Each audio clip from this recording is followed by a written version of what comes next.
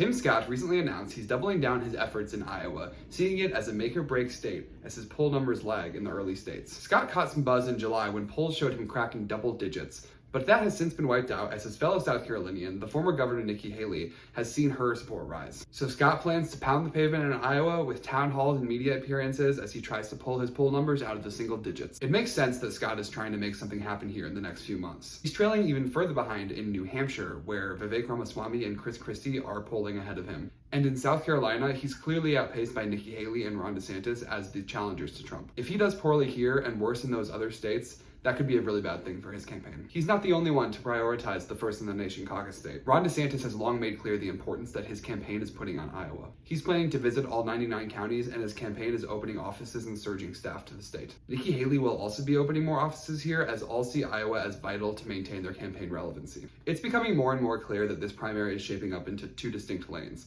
Trump and not Trump. If Trump continues to dominate in the early states, then their main function is going to be to determine who is going to be a credible challenger to Trump and who should get out of the way. The case for Scott in Iowa is that evangelical voters have an outsized influence on the outcome here. Scott often plays up his faith in his ads and public appearances. He quotes scripture comfortably when he's talking with voters, and he personally prayed with a woman after an event this week. His campaign is offering an alternative to the fierce grievances and bomb throwing offered by Trump and DeSantis.